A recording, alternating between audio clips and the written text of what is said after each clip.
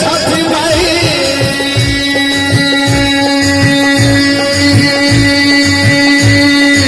छठी माई के खातिर परमेश्वरी के हाथ है के माता बहन सब सही बात है ना। चलो चलो यो भैया छठी माई चलो चलो भैया छठी माई चलो चलो भैया छठी माई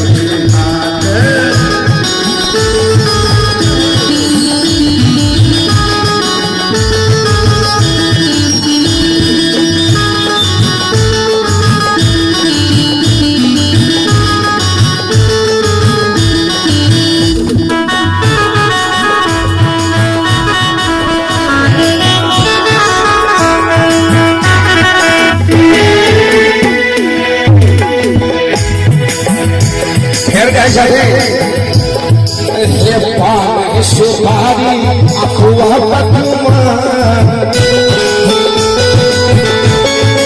ओ पथेर में किसम से आयो सुपारी अखुआ पतुमा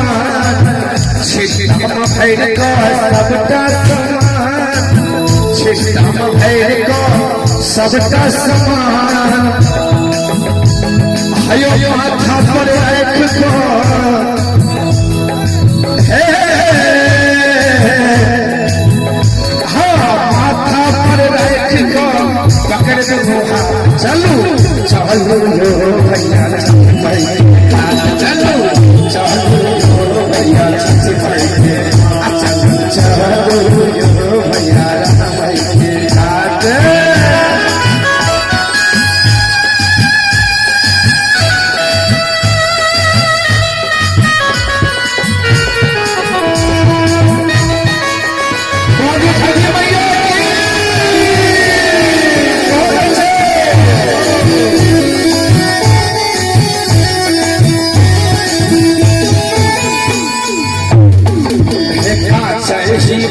शेर बहकी बना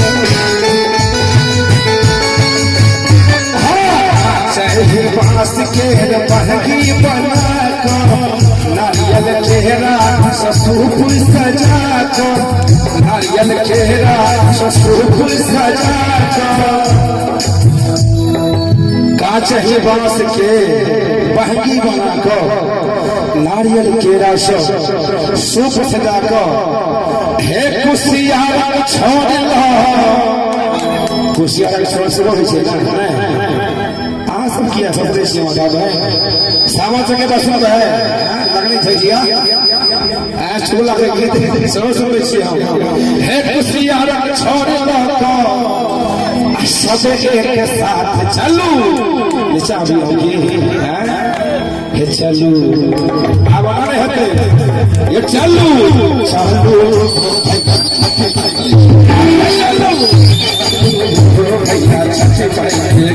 चलू के माता है डेडिकेटेड से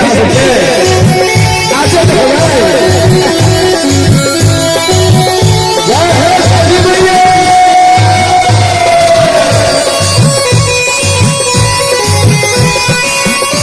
ताली बजा के आज नाचो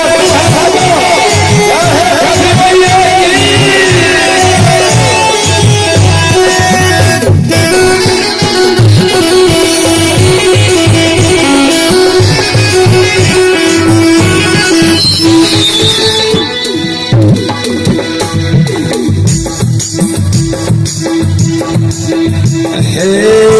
छठी मैया के छे महिमा महान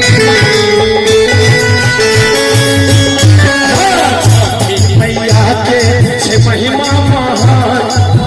चलो सब घाट पर करत गुणगान चलो सब घाट पर करत गुणगान माने भक्त सब कहलखिन है जे घाट पर चल माथे गुणगान करब आप सुभाष संगम के भजन से सुनो है ना। अब तो सुभाष संगम के साथ करब पूजा पाठ चलो जिनका चाहिए छठी मैया के ममता उठाओ दोनों ईमानदारी है समाज में नहीं चाहिए ममता की अपना दिल नहीं कही सी सूर्यदेव दिल के रहे छठी मैया के दिल के रहे छिए माता बहन सब जिनका चाहिए माँ ममता उठाओ दोनों हाथ सच कहे सी माँ भवानी देती यहाँ के साथ देती यहाँ के साथ चलो चावल भी जो हो भाई